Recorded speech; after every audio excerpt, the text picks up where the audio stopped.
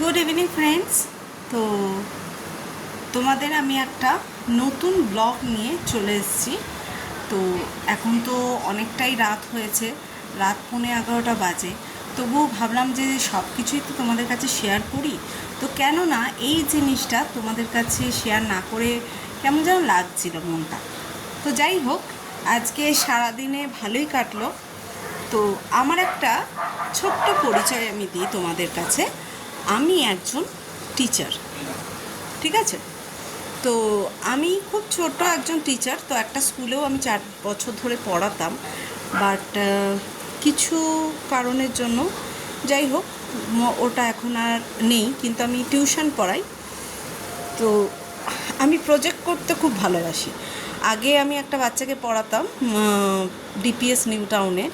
তো ওর অনেক প্রজেক্ট আমি করে দিয়েছি, ক্লাস 5 অবধি, ঠিক আছে? তো ও আমার খুব ভালো একজন স্টুডেন্ট ছিল। প্লাস এখন আমি একজন স্টুডেন্টের প্রজেক্ট নিয়েই আমি তোমাদের সাথে কথা বলার জন্য আমি এই ব্লগটা করছি। তো সেটা হচ্ছে যে আমি এখন উঁচু ক্লাসের তো আমি বাংলা পড়াই। তো উঁচু ক্লাসের বাংলা পড়াই যেহেতু, তো ওর যে প্রজেক্টটা ছিল সেই প্রজেক্ট নিয়ে আমি একটু আলোচনা করব এবং তোমাদের কাছে কিছু টিপস আমি শেয়ার করব অ্যাজ আ টিচার হিসেবে, ঠিক আছে? তো যেহেতু আমার এক স্কুলটার নাম আমি বলছি না, সরি, কলকাতার একটা খুব ভালো নামকরা স্কুলের একজন মেয়ে ক্লাস 10-এ। তো ওর প্রজেক্টটা আমি করছিলাম।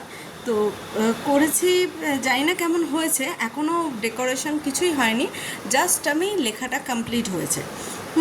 তো প্রজেক্টটা ছিল, টপিকটা ছিল চলচ্চিত্র সমালোচনা। চলচ্চিত্র সমালোচনা এবং কিছু পয়েন্টগুলো দেওয়া ছিল।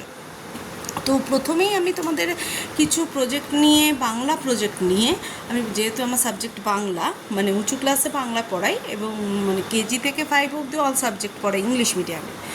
আর উঁচু ক্লাসে সেকেন্ড ল্যাঙ্গুয়েজ বেঙ্গলি, স্কুলেও আমি সেটাই পড়াতাম।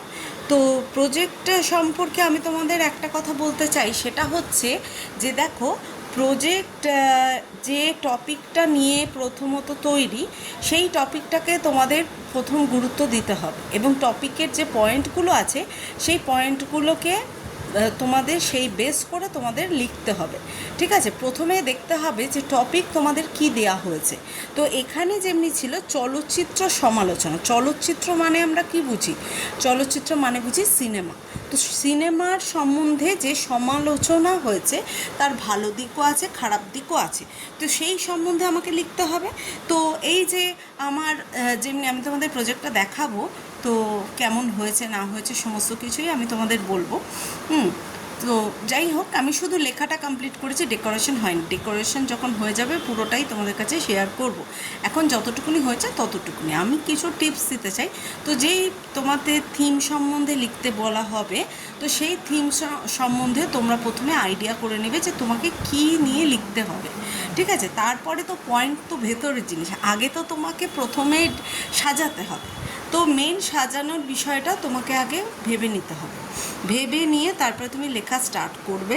হ্যাঁ, লেখা স্টার্ট করে যেমনি এখানে কিছু পয়েন্ট আমি করেছি, সেটা হচ্ছে যেমনি চলচ্চিত্র সমালোচনা বলতে কী বোঝায়, প্রথমে আমি লিখেছি চলচ্চিত্র সমালোচনা বলতে কী বোঝায়। তারপরে লেখা হয়েছে যে ছবির জগৎ যে পাল্টাচ্ছে, যে কিভাবে আমাদের পুরনো যুগের যে ছবির ধাঁচ ছিল সেই ছবি থেকে এখন নতুন যে ছবি হয়েছে সেই ছবি কেমন হয়েছে এবং কি ধরনের তার মধ্যে ইনক্লুডেড হয়েছে, গান বলো, মানে ছবির যে প্রডিউসার, ডাইরেক্টর, এদের যে চিন্তা ভাবনা, এরা কি বেস করে সিনেমাগুলো তৈরি করছে, এবং কোনো একটা পুরনো কালের ছবি সম্বন্ধে আমার ভালো দিকও যেমন মানে লিখতে হবে, খারাপটাও লিখতে হবে। দেখো, সব কিছুর ভালো খারাপ মিলেই কিন্তু একটা জিনিস তৈরি হতে পারে। তো সেক্ষেত্রে তো আমি যেটাকে নিয়েছি, প্রথমে আমি লিখেছি চলচ্চিত্র সমালোচনা সম্বন্ধে, ঠিক আছে? কাকে বলে, ঠিক আছে? আমি তোমাদের দেখাচ্ছি ব্যাক ক্যামেরায়, তোমরা দেখো। প্রথমে আমি লিখেছি চলচ্চিত্র সমালোচনা। চলচ্চিত্র সমালোচনা কাকে বলে এটা লিখেছি। তারপরে লিখেছি ভূমিকা। ভূমিকায় কি দিয়েছি, যে ছবির জগৎ পাল্টাচ্ছে। তো এইভাবে আমি সেট করেছি, ঠিক আছে। তারপরে আমার পেজ ওয়াইজ আছে, এই দেখো তোমরা দেখতে পাচ্ছ হয়তো, নাম্বার 1, নাম্বার 2তে গেছে, দেখো এই যে এইটাই হয়েছে আমার 7টা পেজ হয়েছে। 7টা পেজের মধ্যে সেকেন্ড পেজ হচ্ছে এইটাই কন্টিনিউ হচ্ছে, ঠিক আছে। তারপরে হচ্ছে 3rd নম্বর পেজ, এখানে হচ্ছে 3 নম্বর পেজ, ঠিক আছে। 3 নম্বর পেজে লেখা হয়েছে আবার একটা ভূমিকা এসছে। এবার চলচ্চিত্র সমালোচনা সম্বন্ধে, যে আমি কোন সিনেমা সম্বন্ধে লিখেছি, পরিচালক কে ছিল সত্যজিৎ রায়, এবং চলচ্চিত্র সমালোচনার যে পথের পাঁচালী আমরা জানি যে কে লিখেছেন, বিভূতিভূষণ বন্দ্যোপাধ্যায়। মূল উপন্যাসটি উনি লিখেছেন এবং এটি খুব জনপ্রিয় একটা উপন্যাস। এবং এই উপন্যাসটা তোমরা পড়েছো কিনা জানি না, আমি পড়েছি। আমার মনে মানে আমার সারা জীবনের মধ্যে এত ভালো লেগেছে, মানে চিন্তার বাইরে, মানে বীভৎস ভালো লেগেছে। এবং সত্যজিৎ রায় এটা তৈরি করেছেন, সিনেমার আকার দিয়েছেন এবং এটা মুক্তি পেয়েছেন। ভাষা এইভাবে লিখেছি। তারপরে সত্যজিৎ রায় সম্বন্ধে লিখেছি। এইভাবে গেল 3 নম্বর পেজটা। 4 নম্বর পেজ, এটা 5 নম্বর পেজ হলো, দাঁড়াও 1 মিনিট। 4 নম্বর পেজ, হ্যাঁ 4 নম্বর পেজে আমি লিখেছি, 4 নম্বর পেজে আমি লিখেছি যে কবিতা, কাহিনী সংক্ষেপ, কাহিনীটা কী ছিল, কী বেস করে, যে এই যে চলচ্চিত্র মানে কী ছিল, যে অপু দুর্গার পথের পাঁচালীটা কী ছিল, এই যে সিনেমাটা কাকে বেস করে, কোন দুজনকে বেস করে তৈরি হয়েছে। হ্যাঁ, অপু দুর্গাকে বেস করে এই সিনেমাটা তৈরি হয়েছে।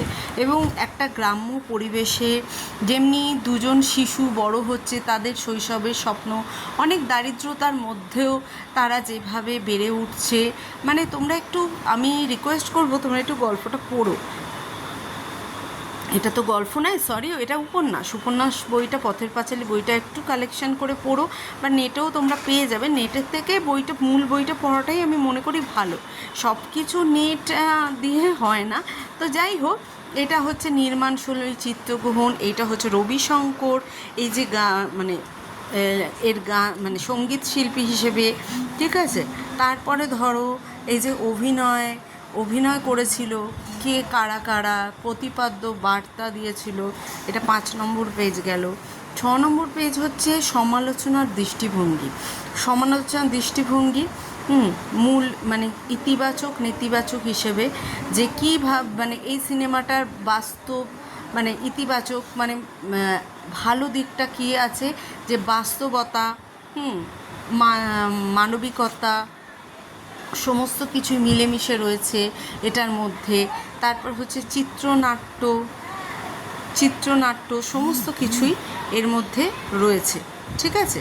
আর 7 নম্বর পেজে আমি লিখেছি যে এই বিশ্বজুড়ে স্বীকৃত পেয়েছে, তারপরে সমাপ্তি। তো এইভাবে আমি আমার প্রজেক্টটা কমপ্লিট করেছি, বুঝতে পেরেছো? তো এই যে প্রজেক্টটা